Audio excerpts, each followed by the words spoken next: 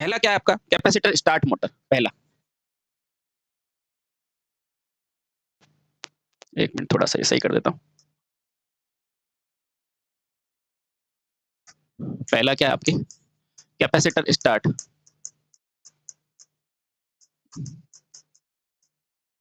Capacitor start motor, है ना। सारे पॉइंट जो एग्जाम की दृष्टि से महत्वपूर्ण है सारे लिखाने की कोशिश करूंगा। सबसे पहले तो ये दिखती कैसी है, तो देखो बेटा यहाँ पर वही सिंगल फेज सप्लाई, या आपने सिंगल फेज सप्लाई दे दी, कोई दिक्कत नहीं। यहाँ पर वही आपकी कौन सी वाइंडिंग है बेटा, मेन वाइंडिंग है, बहुत सही। यहाँ पर वही आपकी स्टार्टिंग वाइंडिंग है ना। और क्या स्टार्टिंग वाइंडिंग में यहाँ सेंट्रीफ्यूगल स्विच आएगा, बिल्कुल आएगा, क्यों नहीं आएगा, क्योंकि ये क्या है कैपेसिटर स्टार्ट, केवल स्टार्ट के लिए। तो बेटा यहाँ कैपेसिटर लगाओ और यहाँ क्या लगा दो, एक स्विच लगा दो जिसे कहेंगे सेंट्रीफ्यूगल स्विच, है ना। इस स्विच का नाम क्या है बेटा, सी एस, है ना। सी एस को यहाँ लिख देते हैं ताकि आप कोई भूले नहीं। सी एस होता है बेटा सेंट्रीफ्यूगल स्विच, स्विच, है ना। हाँ, उसी तरह बेटा यहाँ पर जो कैपेसिटर लगेगा उसका नाम क्या है, स्टार्टिंग कैपेसिटर। तो बेटा इसको क्या लिखोगे, सी, ओहो, तो इसको लिख दो सी, कोई दिक्कत नहीं। और ये कौन सी वाइंडिंग होगी बेटा, स्टार्टिंग वाइंडिंग। कौन C winding, starting winding. Sir ये भी 75% गति पर हट जाएगी, बिल्कुल हट जाएगी। ये क्या है, मेन वाइंडिंग। यहाँ से धारा क्या जाएगी बेटा आपकी आई, और बेटा यही धारा इसमें पहुंच जाएगी, है ना। ठीक है, और यहाँ पर धारा जाएगी वो क्या हो जाएगी बेटा आपकी स्टार्टिंग, और ये क्या है आपकी मेन। और बेटा बीच के अंदर आपने क्या लगा दिया है, सर कौन सा रोटर होगा, स्क्वायरल केज, बिल्कुल बेटा हर जगह स्क्वायरल केज ही रोटर होता है। ठीक है, और ये आपका रोटर है, कौन सा बेटा, स्क्वायरल केज। ठीक है, तो ये बन गया बेटा इसका डायग्राम, कौन सी का, कैपेसिटर स्टार्ट मोटर का। ये मोटर केवल स्टार्ट करने के लिए यूज में आएगी। ठीक है, अब देखो आराम से देखो बेटा, सिंपल सा। सबसे पहला तो बेटा ये जो कैपेसिटर है ना, जो यूज किया है, ये कौन से प्रकार का है, ये इलेक्ट्रोलाइटिक प्रकार का है, इसलिए बेटा इसको क्या लिखा जाता है, सीई। क्यों, क्योंकि बेटा ये बहुत कम समय के लिए प्रयोग में लिया जाएगा। तो बेटा इसका नाम क्या है, इलेक्ट्रोलाइटिक कैपेसिटर, ये पूछा जाता है, संधारित्र। ठीक है, तो बेटा पहला पॉइंट क्या लिखोगे, ठीक है। तो प्रयुक्त कैपेसिटर बेटा क्या होता है, इलेक्ट्रोलाइट का होता है, क्योंकि इसमें प्रयुक्त कैपेसिटर, इसमें प्रयुक्त कैपेसिटर बहुत कम समय के लिए लागू होता है। कब तक बेटा, जब 75% गति प्राप्त ना हो, तो बहुत कम समय के लिए लागू होता है, अतः बेटा यहाँ कौन सा कैपेसिटर काम में लेते हैं, अतः यहाँ प्रयुक्त कैपेसिटर बेटा क्या होता है, इलेक्ट्रोलाइटिक प्रकार का होता है। अतः यह कैपेसिटर कैसा होता है बेटा, इलेक्ट्रोलाइटिक प्रकार का होता है। अब आप कहोगे इलेक्ट्रोलाइटिक क्या है, तो मेरा इलेक्ट्रोलाइटिक का मतलब क्या है, जिसकी वैल्यू थोड़ी सी ज्यादा होती है ना, हाँ, और साइज थोड़ी छोटी होती है इसकी। ठीक है, अब ये कहाँ होता है, तो इसे हमेशा कहाँ पर, इसे हमेशा स्टार्टिंग वाइंडिंग में सेंट्रीफ्यूगल के श्रेणी क्रम में लगाया जाता है। इसे हमेशा स्टार्टिंग वाइंडिंग के तथा सेंट्रीफ्यूगल के श्रेणी में लगाया जाता है। इसे यानी कि इस कैपेसिटर को इसे कहाँ लगाओगे बेटा, ये पूछा जाता है, इसे स्टार्टिंग वाइंडिंग में तथा सेंट्रीफ्यूगल स्विच के, अब सेंट्रीफ्यूगल स्विच के कहाँ लगाए बेटा, श्रेणी में लगाते हैं। बेटा यहाँ पर अगर आपको कह दे कि क्या सेंट्रीफ्यूगल मेन के सप्लाई में समांतर में है, तो बेटा वो भी सही है, ध्यान रखना। तो कभी कभी पूछा सकता है सेंट्रीफ्यूगल स्विच को मेन सप्लाई के समांतर में भी कह सकते हैं। ठीक है, ध्यान रखना। ठीक है, तो यहाँ पर क्या ध्यान रखोगे, क्या ध्यान रखोगे बेटा, सेंट्रीफ्यूगल स्विच को मेन सप्लाई के या मेन वाइंडिंग के समांतर में भी कहा जाता है, समांतर में भी कहा जाता है। ठीक है, तो ये सारे पॉइंट है बेटा, हर लाइन से आपका क्वेश्चन बनेगा। अच्छा, ठीक है, मेन लाइन के समांतर में भी कहा जाता है, ठीक है। अब देखो इस कैपेसिटर का नेचर कैसा होता है, लीडिंग। कैपेसिटर का नेचर कैसा होता है, लीडिंग। तो पावर फैक्टर बढ़ाएगा घटाएगा, सोचो। तो बेटा ये पावर फैक्टर को बढ़ा देगा, क्योंकि कैपेसिटर अपने स्वभाव से कैसा होता है बेटा, लीडिंग प्रकृति का होता है, अतः ये स्टार्टिंग टॉर्क को बढ़ा देता है। तो लिखो बेटा, क्योंकि संधारित्र क्योंकि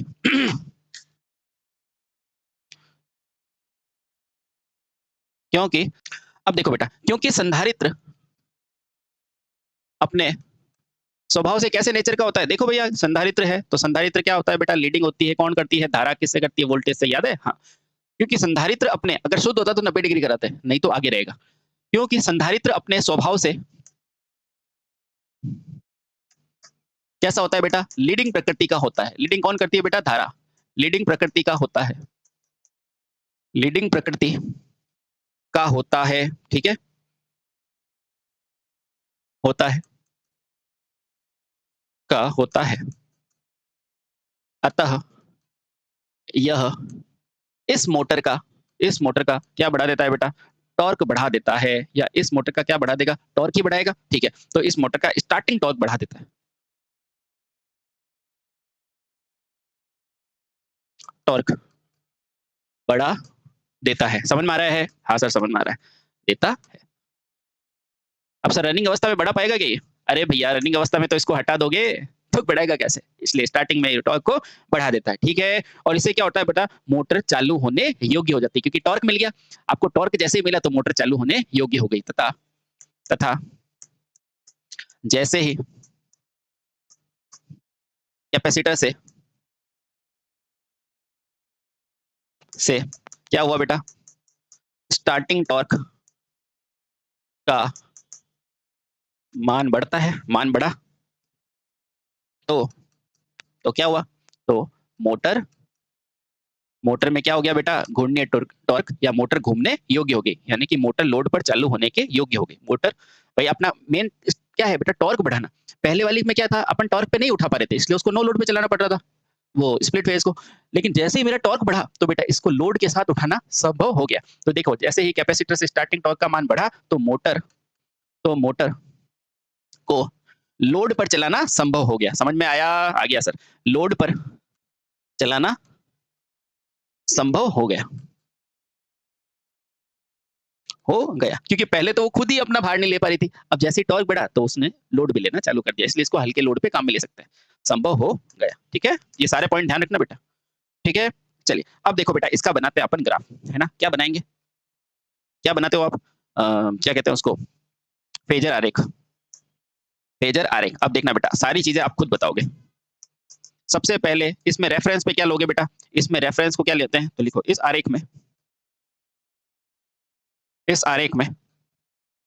भी रेफरेंस में क्या लेते हैं बेटा, तो रेफरेंस में आप क्या लोगे, सप्लाई वोल्टेज ही लेंगे। क्यों, क्योंकि भाई वही तो है, सप्लाई वोल्टेज लेते हैं, क्योंकि वही समांतर में सप्लाई वोल्टेज लेते हैं।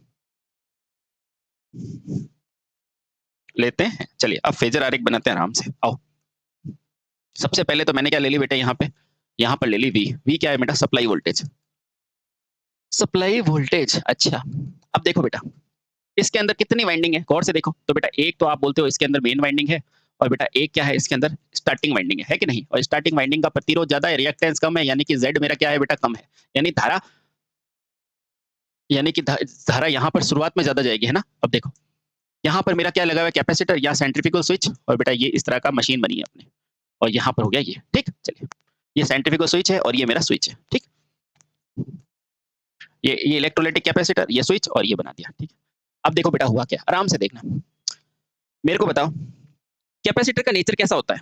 कैपेसिटर का नेचर कैसा होता है बेटा, सर लीडिंग होता है। कौन लीडिंग करता है, सर धारा लीडिंग करती है। किससे करती है, वोल्टेज से। 90 करेगी क्या, नहीं, क्योंकि ये प्योर नहीं है, इसमें आर भी है, ठीक है। तो बेटा यहाँ से करंट क्या जाएगी, आई स्टार्टिंग, और यहाँ से क्या जाएगी बेटा, आई मेन। तो देखो जैसे ही कैपेसिटर लगाए तो बेटा धारा नीचे बनाओगे ऊपर बनाओगे, ऊपर की तरफ। क्यों, क्योंकि धारा का नेचर कैसा होगा बेटा, लीडिंग। ये कौन सी धारा है, ये कौन सी है, स्टार्टिंग धारा। ये कौन सी धारा है आपकी, स्टार्टिंग धारा। लीडिंग कौन, आई स्टार्टिंग किससे, वी से, है ना। हाँ तो बेटा ये क्या है, स्टार्टिंग धारा। तो बेटा स्टार्टिंग धारा को कहाँ बनाओगे, ऊपर की तरफ। क्यों, क्योंकि कैपेसिटर है भैया इसके साथ, है ना, कैपेसिटर है इसके साथ। समझ में आया, हाँ। तो बेटा यहाँ क्या हो जाएगी, आई एस, यानी कि स्टार्टिंग धारा।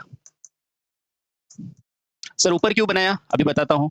क्योंकि बेटा इसमें क्या लगा हुआ है? संधारित्र, और संधारित्र में क्या होता है बेटा? लीडिंग होता है प्रवृत्ति, लीडिंग नेचर, है ना? लीडिंग प्रवृत्ति। अब जब संधारित्र लगा है तो बेटा ये क्या बनेगा? ऊपर की तरफ बनेगा, है ना? एग्जैक्ट बनेगा क्या? बिल्कुल एग्जैक्ट बनेगा। समझ में आया? बहुत सही। चलिए, ठीक है। अच्छा, तो सर ये मेन सप्लाई कहाँ बनेगी? अरे अब ये क्या है बेटा? कैपेसिटर। ये सप्लाई देगा तो बेटा दूसरे को देगा जिसको जरूरत नहीं है, तो बेटा वो उसका दूसरी वाइंडिंग और ज्यादा पीछे बनेगी, और बेटा इसको क्या बोला जाता है? इसे आई मेन बोला जाता है, यानी कि मेन वाइंडिंग। और मेन वाइंडिंग में क्या होता है? इंडक्टर है। मेन वाइंडिंग, मेन वाइंडिंग बना दी। ठीक, चलो आराम से देखो। अब कोई मुझे बता सकता है बेटा कि IM और IS के मध्य का क्या होगा? भाई आपने यहाँ पर कैपेसिटर लगाया है, आपने यहाँ कैपेसिटर लगाया है, यहाँ मेरा वोल्टेज है कि नहीं? यहाँ पर वोल्टेज है और यहाँ बराबर मात्रा में वोल्टेज लगेगा, लगेगा कि नहीं? हाँ, बिल्कुल लगेगा। तो मैं ये भी कहूंगा बेटा, इन दोनों के मध्य का अंतर बेटा, यहाँ से मैं आई करंट निकलूंगा, वो आई करंट कितनी होती है? वो होती है सर IR का स्क्वायर प्लस क्या होता है बेटा? IM का स्क्वायर, यानी कि मेन वाइंडिंग और रनिंग के बीच का ये सम। बेटा ये सम कब आता है? जब बेटा कोण क्या होता है? सम कोण होता है। क्यों सम कोण होता है सर? क्योंकि लीडिंग नेचर किसका है? लीडिंग नेचर किसका है? आपके IS का लीडिंग नेचर है। IS का बेटा क्या है? लीडिंग नेचर है। किससे? IM से, है ना? तो बेटा इन दोनों के मध्य का एंगल कितना आना चाहिए? 90 डिग्री आना चाहिए। बोलो कोई दिक्कत? ये 90 डिग्री क्यों आया है? क्योंकि बेटा बीच में क्या लगा है? कैपेसिटर लगा है। क्योंकि बीच में क्या लगा है? कैपेसिटर लगा है। ठीक है, क्योंकि देखो स्टार्टिंग में क्या लगा बेटा? कैपेसिटर, और कैपेसिटर में 90 डिग्री होता है कि नहीं? धारा होती है सर। ठीक है, तो बेटा इसलिए इसमें अगर मेरा ये जो स्टार्टिंग वाइंडिंग इधर है तो बेटा मेन वाइंडिंग इससे 90 डिग्री पीछे होगी, तो मेन वाइंडिंग इससे 90 डिग्री पीछे होगी। क्यों? क्योंकि कैपेसिटर है। बोलो समझ में आया? बोलो समझ में आया? चलिए बहुत बढ़िया। अब जब मेन वाइंडिंग यहाँ है, इस साइड है, तो बेटा इसका तुल्य कहाँ आएगा? कहीं बीच में आ रहा होगा। तो बेटा इस वाइंडिंग का तुल्य मान लो यहाँ पर आ रहा है। ठीक है, ये कौन सी धारा है? ये वो धारा है आई, जो कि रिजल्टेंट है। वो क्या है बेटा? IR square plus running plus starting का स्क्वायर। ठीक है, ठीक है, IM लिख दो इसको, IM का स्क्वायर प्लस IS का स्क्वायर। ठीक है, ये लो भैया, ये वो करंट है जो तुल्य मान से जाएगी, है ना? अच्छा, तो इसका मतलब ये तो मेरा हो गया बेटा सप्लाई वोल्टेज, और ये हो गई सप्लाई धारा। क्या हो गई? सप्लाई धारा। और पावर फैक्टर क्या होता है? सप्लाई धारा। और पावर फैक्टर हमेशा क्या होता है बेटा? पावर फैक्टर सर हमेशा V और I के मध्य का कोण होता है, यानी कि पावर फैक्टर कितना हो गया? फाई। बोलो पावर फैक्टर कितना हो गया बेटा? फाई हो गया। इसी को बोला जाता है पावर फैक्टर एंगल। तो पावर फैक्टर भी बढ़ गया कि नहीं बढ़ गया? बढ़ गया। ये क्या है बेटा? Power factor angle. Power factor angle. पर मुझे बताओ, अभी भी देखो धारा पीछे है, यानी कि अभी भी पावर फैक्टर बेटा कैसा है? लैगिंग ही है। ठीक है, ध्यान रखना। समझ गए? बहुत बढ़िया। ठीक है, हाँ। तो यहाँ से मुझे क्या समझ में आ रहा है कि अगर ये पूरे का 90 डिग्री है तो बेटा ऊपर की तरफ धारा अभी भी पावर फैक्टर कैसा है? पावर फैक्टर एंगल लैगिंग ही है, यानी कि बेटा ये मान अगर कितना है? अगर ये मान अगर 20 डिग्री है, किसकी वजह से 20 डिग्री है? बेटा 20 डिग्री है आपके कैपेसिटर की वजह से, तो बेटा मेन वाइंडिंग पीछे कितनी है? तो मेन वाइंडिंग 70 डिग्री पीछे है। ठीक है, और बेटा V और I के मध्य का ही होता है पावर एंगल, और अभी भी सर्किट पावर एंगल नेगेटिव, यानी कि अभी भी लैगिंग में ही है। ठीक है, समझ गए? बहुत बढ़िया। ठीक है, तो यहां से मैं क्या समझा? यहां से मैं कार्य प्रणाली ये समझा कि स्टार्ट करते समय रनिंग वाइंडिंग से प्रवाहित धारा बेटा क्या होगी? आरोपित वोल्टेज से 70 डिग्री पीछे होगी। देखो, तो यहां से बेटा कार्य प्रणाली क्या लिखेंगे? क्या है बेटा? स्टार्टिंग वाइंडिंग में कैपेसिटर ना? हाँ, क्योंकि इस मोटर में स्टार्टिंग वाइंडिंग में क्या जुड़ा है बेटा? तो स्टार्टिंग वाइंडिंग में आपका क्या जुड़ा है? संधारित्र जुड़ा है, जुड़ा है। अतः स्टार्टिंग वाइंडिंग की धारा देखो कितनी आगे है? अतः स्टार्टिंग वाइंडिंग की धारा 20 डिग्री। अतः स्टार्टिंग वाइंडिंग की धारा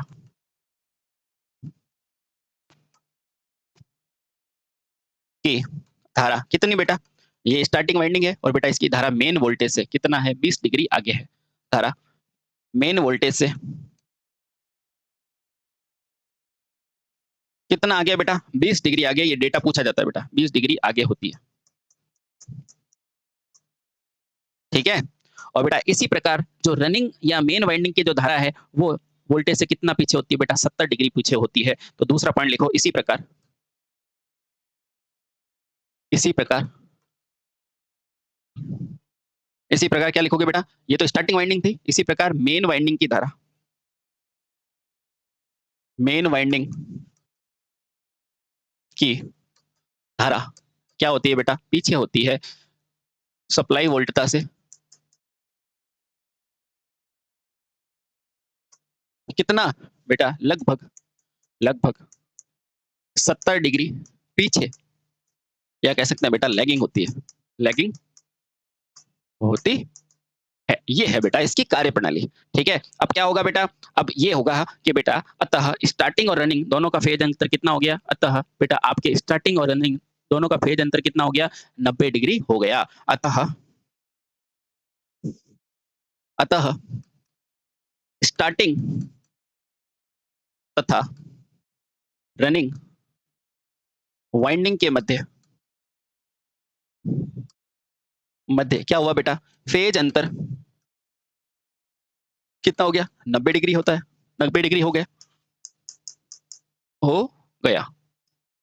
अब इससे क्या हुआ, इससे ये हुआ कि मेरा स्टार्टिंग टॉर्क बढ़ गया, इससे इससे इससे स्टार्टिंग टॉर्क का मान बढ़ गया, स्टार्टिंग टॉर्क,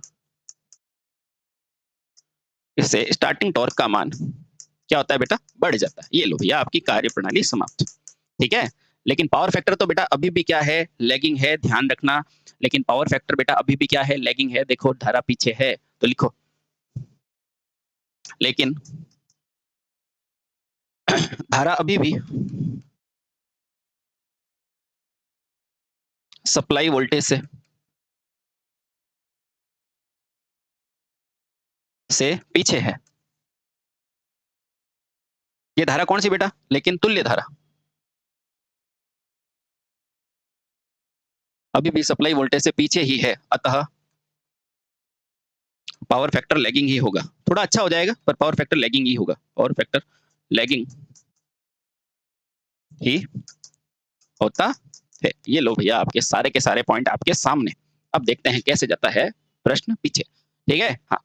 अब बेटा फिर से वही बात, अपन क्या पढ़ेंगे, स्टार्टिंग इस मोटर के लिए क्या पढ़ेंगे बेटा, कौन सा, गति टॉर्क अभिलक्षण। तो आओ बेटा अब पढ़ते हैं गति टॉर्क अभिलक्षण किस मोटर का बेटा, इसका आपके कैपेसिटर स्टार्ट का गति टॉर्क अभिलक्षण क्या है, कैपेसिटर टॉर्क। अब देखो इसके गति टॉर्क में बेटा डायरेक्ट लिख दो, अभी मैं बताता हूँ।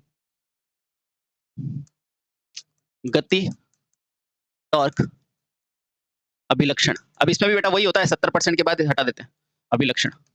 ठीक है, तथ्य, डायरेक्ट तथ्य लिखा देते हैं ना। अब देखो कैपेसिटर स्टार्ट मोटर में भी, कैपेसिटर स्टार्ट मोटर में भी जब रोटर जब मोटर 70 से 80% या 75 से 80% तक गति प्राप्त कर लेती है, कर लेती है कर लेती है तब क्या करते हो बेटा, तब सेंट्रीफ्यूगल स्विच के द्वारा, सेंट्रीफ्यूगल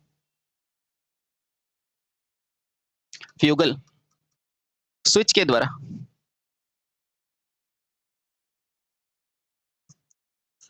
पूरी स्टार्टिंग वाइंडिंग को हटा देते हैं, स्टार्टिंग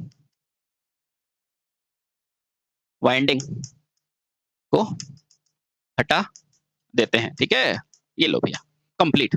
ठीक है, चलिए अब इसमें होगा क्या बेटा, देखो अब आपको पता है जब कुछ भी नहीं जुड़ा था ना, तो भी बेटा जब स्टार्टिंग और रनिंग का दोनों टॉर्क का 150% तक बढ़ रहा था। अब बताओ इसमें इलेक्ट्रोलाइट कैपेसिटर जोड़ दिया तो टॉर्क कितना बढ़ जाएगा, तो बेटा लगभग 350 से 400 डिग्री तक टॉर्क बढ़ जाता है। तो ध्यान रखना। तो जैसा कि आपको ज्ञात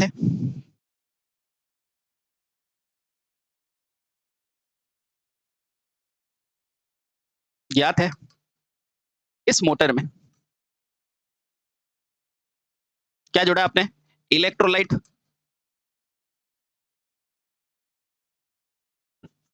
कैपेसिटर जोड़ा है ना, जोड़ा है। अतः इसमें इस मोटर की बनावट में अंतर कर, इस मोटर की बनावट में अंतर आ गई, अंतर आया ना भी, कैपेसिटर जोड़ा है, इस मोटर की बनावट में अंतर के कारण इसका स्टार्टिंग टॉर्क कितना बेटा, स्टार्टिंग की ध्यान रखना बेटा, रनिंग में तो है ही नहीं कैपेसिटर, ध्यान रखना इसका स्टार्टिंग टॉर्क कितना, लगभग ये डेटा पूछता है बेटा, ध्यान रखना 350 से 400% तक बढ़ जाता है, बढ़ जाता है। ये लो भैया, आसान है ना, बहुत आसान है, ठीक है। हाँ ठीक है, ठीक है। अब बेटा घूर्णन के लिए क्या करोगे, वही स्टार्ट या रनिंग में से एक चेंज कर दो, है ना, तो घूर्णन स्थितियां समान रहेगी, इसको भी उसी तरीके से बदला जाएगा, ठीक है। चलिए अब बेटा अगला जो अपने पास मोटर है वो क्या है, स्थायी कैपेसिटर मोटर। सर यहाँ पर अभिलक्षण बेटा वही है, बार बार क्या बना है ना, सेम टू सेम है कि पहले क्या हो रहा था, बढ़ रहा था, उसके बाद हटाया तो बेटा यूं गिर गया, है ना, तो ये बार बार बनाने की कोई जरूरत है नहीं, तो डायरेक्ट मैंने लिख दिया, इसको हटा दोगे, है ना, तो बेटा इसका टॉर्क कितना बढ़ जाएगा 350 से 600, और आरंभिक धारा वही 6 से 8% बढ़ जाएगी, ठीक है। क्यों, क्योंकि सप्लाई तो वही है 250, है ना, तो आरंभिक धारा कितनी बढ़ जाएगी बेटा, चलते समय 6 से 8 गुना बढ़ जाएगी, वो सेम चीजें सेम, ठीक। चलिए अब बेटा अगला पढ़ते हैं, इसके अंदर दूसरा पॉइंट आता है स्थायी कैपेसिटर। दूसरी मोटर कौन सी है, स्थायी कैपेसिटर मोटर, दूसरी, तो ये पहला ही लिखा है था ना, ये पहली है। अब लिखते हैं बेटा स्थायी कैपेसिटर मोटर, स्थायी कैपेसिटर मोटर। अब देखो जैसे नाम से नहीं याद हो रहा बेटा, इसमें कैपेसिटर को स्थायी रूप से जोड़ देंगे, और ये अपने वो जो सीलिंग फैन वाली मोटर यही है, ठीक है। अब इसमें क्या होता है, पावर फैक्टर बढ़ेगा, देखना आप, ठीक है। अब देखो बेटा, अब देखो स्थायी कैपेसिटर तथा स्थायी कैपेसिटर का मुख्य अंतर क्या है, देखो कैपेसिटर स्टार्ट और स्थायी कैपेसिटर का मुख्य अंतर क्या है बेटा, उसमें कैपेसिटर स्थायी जुड़ता था, और इसमें बेटा क्या होगा, उसमें अस्थायी रूप से जुड़ता था और इसमें स्थायी रूप से जुड़ेगा, तो लिखो बेटा कैपेसिटर स्टार्ट मोटर तथा स्थायी कैपेसिटर कैपेसिटर मोटर में प्रमुख अंतर यह है कि, प्रमुख अंतर यह है कि इसमें क्या करते हैं बेटा, इस मशीन में क्या करते हैं, कैपेसिटर को स्थायी तौर पर जोड़ देते हैं, इसमें कैपेसिटर को, और ये कैपेसिटर कौन सा होता है, पेपर प्रकार का, कैपेसिटर को स्थायी तौर पर जोड़ देते हैं, स्थायी रूप से जोड़ देते हैं बेटा, पूछते हैं ध्यान रखना ना, जोड़ देते हैं। अब इससे क्या होगा, अभी बताएंगे क्या होता है, ठीक है। चलिए बहुत बढ़िया, ठीक है। अब बेटा अब आपसे पूछता है कि इसमें जो कैपेसिटर जोड़ोगे ना उसका मान क्या होता है, तो बोलना, सबसे पहले इसका नाम पूछेगा तो बोलना पेपर प्रकार का, तो लिखना बेटा प्रयुक्त स्थायी कैपेसिटर ऑयल पेपर प्रकार का होता है, यह कैपेसिटर, यह स्थायी कैपेसिटर, इसका नाम पूछेगा तो क्या बोलोगे बेटा, ऑयल पेपर प्रकार का होता है, ऑयल। आप देखना बेटा, जब पंखा होता है ना, पंखे के अंदर कैपेसिटर था ना, उसके अंदर पेपर के अंदर पेपर और ऑयल यूं लपटा होता है, इसलिए वो बोलते हैं इसको ऑयल पेपर प्रकार का होता है, पेपर प्रकार का होता है, ठीक है। और बेटा एक पूछता है इसका मान बताओ, तो इसका मान ध्यान रखना कितना होता है, 2 से 2.5 माइक्रोफैराड तक होता है, तथा इसका, इस कैपेसिटर का मान, इस संधारित्र का मान, अब थोड़ा बहुत प्लस माइनस हो तो चलता है, वैसे मान इतना ही होता है बेटा, 2 से 2.5 माइक्रोफैराड, 2 से 2.5 माइक्रोफैराड। सर इतना कम क्यों रखा, क्योंकि बेटा ये थोड़े समय के लिए होता है, फैराड होता है। अच्छा इसमें अपने इसका मान नहीं लिखा ना, इसमें इसका मान नहीं लिखा है, तो बेटा ध्यान रखना ये जो इलेक्ट्रोलाइटिक प्रकार का होता है ना, ये लगभग 120 माइक्रोफैराड तक होता है ना, ध्यान रखना, ये मान रखना बेटा, थोड़े समय के लिए होता है, ये लिखा नहीं था इसलिए मैंने लिखा। और म्यू मतलब होता है बेटा माइक्रो, म्यू मतलब क्या होता है, माइक्रो, यानी 10 की घात -6, ये लिखा नहीं था इसलिए लिखा है, ठीक है। ठीक है, तो बेटा इस संधारित्र का मान कितना होता है, 2 से 2.5 माइक्रोफैराड तक होता है, ठीक है। चलिए बहुत सही, समझ में आया। अब बेटा इस मोटर का अपन देख लेते हैं चित्र कौन सा होता है, ठीक है। चलिए तो चित्र बनाने के लिए फिर से चलते हैं। सबसे पहले बेटा क्या बनाओगे, यहाँ पर आप सप्लाई बनाओगे, है ना, कौन सी सप्लाई है बेटा आपके पास, सिंगल फेज सप्लाई है।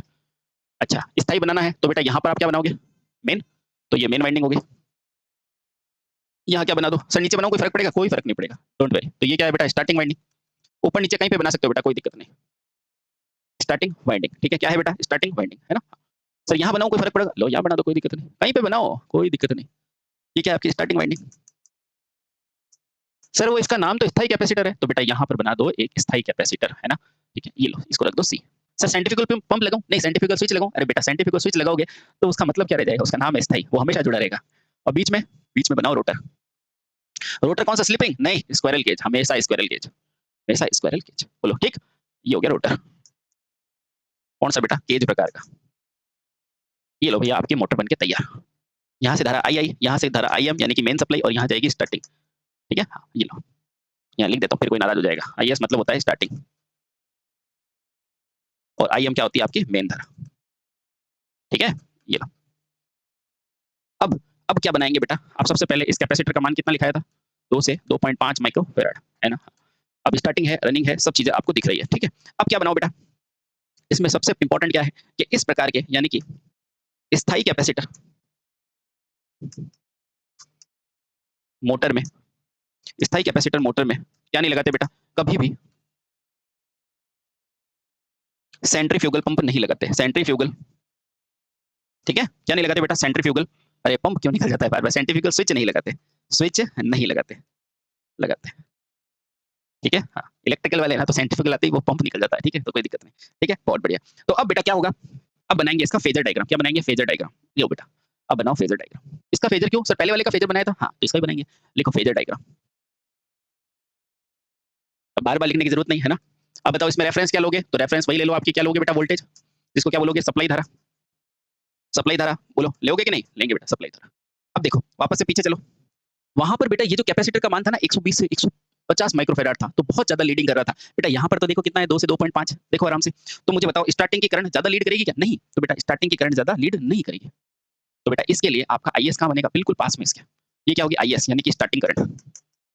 अब आप कहोगे सर कैपेसिटर तो क्या होता है, लीडिंग नेचर का होता है, अरे होता है भैया, वो कब होता है, जब आप बड़े मान का यूज करते हो और क्या करते हो, तुरंत एक्साइट करना होता है, ये तो परमानेंट जुड़ा रहेगा बेचारा, ठीक है, हाँ स्टार्टिंग धारा। अब एक क्या होती है आपके पास, मेन धारा यानी कि आईएम, इसे क्या बोलते हैं बेटा, मेन धारा, मेन वाइंडिंग की धारा, मेन धारा नहीं, मेन वाइंडिंग धारा, धारा। और वैसे बेटा आप थोड़ा सा ऊपर भी बता सकते हो उसको, कोई दिक्कत नहीं, ठीक समझ गए, हाँ चलिए ठीक है। अब देखो अब हुआ क्या, ये जो करंट है, ये जो एंगल है वो कितना भी हो सकता है, इसको मैंने मान लिया, ये जो एंगल है मान लो 5s डिग्री पीछे है ना, और ये जो है वो कितना की डिग्री पीछे है बेटा, ये जो एंगल बना है फेज एंगल वो कितना है बेटा, 5m डिग्री है, तो बेटा इन दोनों के बीच का फेज अंतर क्या हो जाएगा, आप खुद देख लो बेटा, ये क्या हो जाएगा, ये अंतर होगा देखो 5m minus of 5 dash degree, ठीक है, बस यही तो है, ठीक। अब देखो इसका रिजल्टेंट क्या बनेगा, तो इसका रिजल्टेंट बनेगा इनके बीच में, ये लो, है ना, ये लो, ये है वो आई करंट जो टोटल मिलेगी, यानी कि I am square plus I S का स्क्वायर, है ना, हाँ, और बेटा इसके और इसके मध्य का अंतर जो है ना, ये मेरा क्या है, पावर एंगल है, ये मेरा क्या है, रिजल्टेंट पावर एंगल यानी कि फाई आर, ठीक है, परिणामी पावर फैक्टर एंगल। मुझे ये बताओ, मुझे ये बताओ, सिर्फ ये बताओ, इसका फाई देखो इतना बड़ा, ठीक है, अब देखना है, इसका फाई देखो बेटा इतना सा, तो दिखा है इसका पावर फैक्टर ज्यादा है, इसका पावर फैक्टर एंगल ज्यादा है, या इसका पावर फैक्टर एंगल ज्यादा है, सोच के बताओ, ठीक है, समझ में आ गया। अब देखो क्योंकि इस मोटर का पावर फैक्टर एंगल किससे ज्यादा है बेटा, स्टार्ट कैपेसिटर से ज्यादा है, अतः बेटा इसका स्टार्टिंग टॉर्क बहुत कम होता है, देखो स्पष्ट होता है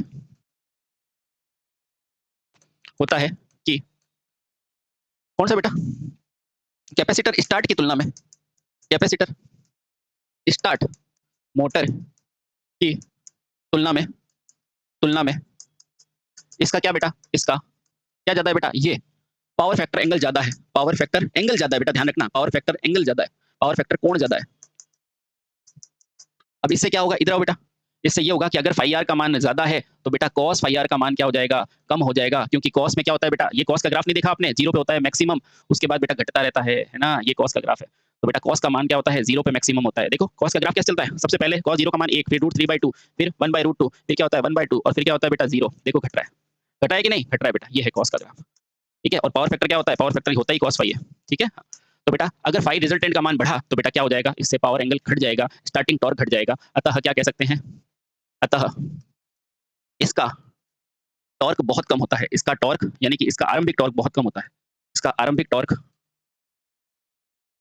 बहुत कम होता है, बहुत कम होता है। अब बताओ इसका आरंभिक टॉर्क का मान बहुत कम है, तो बेटा इसको कहाँ यूज करोगे, तो बेटा इसकी रेटिंग भी बहुत कम होती है, अतः इसकी रेटिंग भी इसलिए इसलिए इसलिए इस मोटर की रेटिंग भी कम होती है, यानी कम रेटिंग की मोटर बनाते हैं, इस मोटर की रेटिंग भी क्या होती है बेटा, कम होती है, समझे, हाँ, और सर ये रेटिंग कम होती है इसलिए इसको पंखे जैसे छोटे काम में जहाँ पे कम रेटिंग की जरूरत होती है वहां पे यूज करते हैं स्थायी कैपेसिटर को, ठीक है, आई होप मैं आपको बहुत सही चीजें समझा पा रहा हूँ, ठीक है, चलिए, और बाकी घूर्णन की दिशा, अब देखो यहाँ पर तो क्या लगा हुआ बेटा, कैपेसिटर लगा हुआ है, लेकिन परमानेंट है तो इतना टॉर्क दे ही नहीं रहता, उसमें नॉर्मल टॉर्क रहता है, इसलिए बेटा आपको पता है पंखे को यूं घुमाते तो यूं चलने लग जाता है, यूं घुमाते तो यूं घूमने, क्योंकि टॉर्क ही बहुत कम है, समझ में आया, ठीक है, बाकी घूर्णन की दिशा को समान रूप से बदला जा सकता है, घूर्णन दिशा परिवर्तन की विधि क्या है बेटा, अन्य के जैसी ही है, अन्य के जैसी ही है, यानी कि या तो मेन को चेंज कर लो या फिर उसको जैसी ही है ना, इसमें लिखाने की जरूरत नहीं है, ठीक। चलिए बेटा अब हम पढ़ते हैं आपका कौन सा बेटा, स्थायी कैपेसिटर मोटर, ये है आपका तीसरे प्रकार की मोटर और बहुत बेहतरीन मोटर, ठीक है। अब बेटा स्थायी कैपेसिटर जिसमें अपन एक वाइंडिंग तो ऐसी रखेंगे जिसमें कैपेसिटर हमेशा जुड़ा हुआ है, और एक ऐसी रखेंगे जिसमें उसको हटा सकते हैं, ठीक है। आओ अब पढ़ते हैं बेटा तीसरी, स्थायी कैपेसिटर, ओहो, capacitor start capacitor, run motor, run motor, capacitor start, capacitor run motor. ठीक है, चलो आओ जानते हैं। अब बेटा इस प्रकार के मोटर में क्या होगा, स्टार्टिंग वाइंडिंग के श्रेणी क्रम में 2 कैपेसिटर लगाएंगे। देखो इस मोटर की स्टेटर वाइंडिंग में शामिल कौन सी बेटा, स्टेटर में कौन सी, स्टार्टिंग वाइंडिंग, स्टेटर वाइंडिंग, ओहो स्टेटर में शामिल, स्टेटर में शामिल स्टार्टिंग वाइंडिंग में, स्टार्टिंग वाइंडिंग में क्या लगाते हैं बेटा, 2 कैपेसिटर लगाते हैं। स्टार्टिंग वाइंडिंग में क्या लगाते हैं बेटा, 2 कैपेसिटर लगाते हैं, क्योंकि इसको ही बोलते हैं ना बेटा, एक है कैपेसिटर स्टार्ट, एक है कैपेसिटर रन। 2 संधारित्र लगाते हैं, 2 संधारित्र लगाते हैं। ठीक है, चलिए देखते हैं। अब 2 संधारित्र कहाँ होते हैं, तो रुकना बेटा, संधारित्र एक लगाओगे स्थायी तौर पे, एक लगाओगे अस्थायी तौर पे। एक क्या लगाओगे बेटा, स्थायी संधारित्र, और एक क्या लगाओगे बेटा, ये जो 2 है ना इसके प्रकार है, एक स्थायी और दूसरा बेटा क्या हो जाएगा, अस्थायी। ये क्या है, संधारित्र, एक है स्थायी, एक है क्या बेटा, अस्थायी संधारित्र। स्थायी संधारित्र और दूसरा क्या हो जाएगा, अस्थायी संधारित्र। ठीक है, वैसे बेटा अलग अलग बुकों में ये मात्रा अलग लिखी हुई होती है, लेकिन मैं आपको आपके आईटीआई के अकॉर्डिंग ये मात्रा बताऊंगा। ठीक है, देखो स्थायी को बोलते हैं C1, इससे किस नाम से जाना जाता है बेटा, C1, और ये किससे पहचाना जाएगा, C2। ठीक है, अब बेटा इसका मान, स्थायी का मान कितना रखोगे बेटा, हमेशा ध्यान रखना 2 से 2.5 माइक्रोफेराड, और बेटा ये मान सही है और इसीलिए ध्यान रखना। ठीक है, हाँ, और इसका मान अक्सर चेंज होता रहता है, लेकिन आप बेटा लगभग एवरेज ध्यान रखो, जो आपकी बुकों में भी है, लगभग 120 से लगाकर 200 माइक्रोफेराड है ना। वैसे ये मान कभी नहीं पूछेगा आपसे। ठीक है, ध्यान है, ओके। अब वही बात है, वो कौन सा कैपेसिटर हो जाएगा, C1, ये हो जाएगा बेटा ऑयल पेपर प्रकार का, पेपर प्रकार संधारित्र है ना। और बेटा ये संधारित्र कौन सा होगा, तो ध्यान रखना ये होगा इलेक्ट्रोलाइट प्रकार का, इलेक्ट्रोलाइटिक प्रकार का, इलेक्ट्रोलाइटिक प्रकार का। ठीक है, समझ गए, हाँ इलेक्ट्रोलाइटिक प्रकार का। ठीक है, बहुत सही। अब देखो, अब आप कहोगे कि सर इसमें अपन संधारित्र वो कहाँ रखेंगे, वो होता है ना क्या कहते हैं, सेंट्रीफ्यूगल स्विच, तो बेटा वो कहाँ रखते हो, वो अस्थायी के श्रेणी में लगाते हो। ठीक है, तो क्या लिखोगे बेटा, इसको लिखना बेटा कि इसमें क्या रखोगे, अस्थायी संयोजन के श्रेणी क्रम में क्या लगाते हैं बेटा, अस्थायी संधारित्र के, याद रहे सेंट्रीफ्यूगल स्विच को किसके श्रेणी क्रम में बेटा, क्वेश्चन पूछते हैं तो अस्थायी संधारित्र के श्रेणी क्रम में लगाते हैं, अस्थायी संधारित्र के श्रेणी क्रम में लगाते हैं, के श्रेणी क्रम में लगाते हैं। ठीक है, किसके श्रेणी क्रम में बेटा, अस्थायी संधारित्र के। अब इसकी फोटो बना देते हैं फटाफट से इसकी फोटो बना देते हैं, कैसा लगता है। तो यहाँ से तो बेटा वही आपको सप्लाई देनी है, VS पॉजिटिव, कौन सी, सिंगल फेज। और बेटा यहाँ पर आपके सबसे पहले क्या लगा है, सबसे पहले एक मेन वाइंडिंग बना दो, क्योंकि इसमें तो कोई दिक्कत है नहीं, मेन वाइंडिंग है ना। हाँ, दिक्कत कहाँ है, दिक्कत है बेटा स्टार्टिंग वाइंडिंग में। और स्टार्टिंग वाइंडिंग कैसे बनाते हैं, देखो आराम से, यहाँ से क्या करो बेटा, 2 बना दो, एक कैपेसिटर बना दो है ना, ये लगा दो C1, और यहाँ लगा दो बेटा स्विच। क्यों, क्योंकि अस्थायी के साथ ही आप स्विच लगाओगे है ना, इसके साथ लगाओगे नहीं बेटा, आराम से देखो, ये होगा स्थायी, अस्थायी के साथ बेटा स्विच लगाओ, यानी कि C2 के साथ यहाँ क्या लगा दो, आप स्विच लगा दो। ठीक है, ये आपका है प्यारा सा सेंट्रीफ्यूगल स्विच। ठीक है, ये कौन सा बेटा, स्थायी कैपेसिटर, और ये क्या है, अस्थायी। ठीक है, ये इलेक्ट्रोलाइट, और ये आप सब जानते हैं। और यहाँ क्या लगाओगे बीच के अंदर, वही रोटर, और रोटर कौन सा आपका, वही केज रोटर। कौन सा रोटर है बेटा, केज टाइप। सर कुछ बाकी रह गया इसमें है ना, केज रोटर बाकी तो रह गया बेटा, इसके अंदर वाइंडिंग तो आपने बनाई नहीं, वाइंडिंग तो आपने बनाई नहीं है ना, तो वाइंडिंग बनाओ बेटा, ये बना दो, ये क्या हो जाएगा, स्टार्टिंग वाइंडिंग। ये क्या है, स्टार्टिंग वाइंडिंग। ये गोल गोल चक्कर क्यों बनाते हैं, इसका मतलब है इसके अंदर तार भरे जाते हैं है ना। ये क्या है, स्टार्टिंग वाइंडिंग, स्टार्टिंग वाइंडिंग। और देखो सेंट्रीफ्यूगल कहाँ लगा है बेटा, अस्थायी के श्रेणी क्रम में है ना, अस्थायी संधारित्र। और ये क्या है बेटा, स्थायी संधारित्र। ठीक है, बाकी आप सब जानते हैं ये पेपर है और वो ये है। ठीक, चलिए बहुत सही। अब देखो इन दोनों को यूज करने से हुआ क्या बेटा, इससे मोटर का प्रारंभिक टॉर्क बहुत ज्यादा हो गया। इसको देखो, अब इससे क्या हुआ बेटा, इस प्रकार मोटर का प्रारंभिक टॉर्क बहुत अधिक हो जाता है। क्यों, क्योंकि 2 कैपेसिटर जुड़ गए, क्योंकि संयोजन में कितने जुड़े हैं बेटा, 2 संधारित्र जुड़े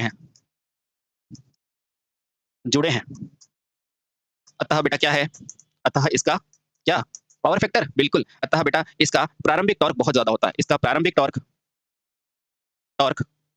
बहुत ज्यादा होता है, बहुत ज्यादा होता है। कौन सा बेटा, टॉर्क ज्यादा होता है। क्यों, क्योंकि 2 संधारित्र जुड़े हैं। और ध्यान रखना बेटा, ठीक है, और ये ध्यान रखना, इसको भी 75% स्पीड आने पर हटा देते हैं, 75% के बाद हटा देना। ठीक है, ध्यान रखना, बाकी सारी चीजें सेम है। ठीक है, अब बताओ इसका पावर फैक्टर क्या होगा, तो बेटा ध्यान रखना, क्योंकि इसके अंदर क्या है, धारिता, क्योंकि बेटा इसकी धारिता का मान क्या है, धारिता कितनी हो गई बेटा, देखो ये C और C क्या है, पैरेलल में है। देखो C1 पैरेलल है C2 से है ना, इसलिए क्या हुआ है, देखो इसलिए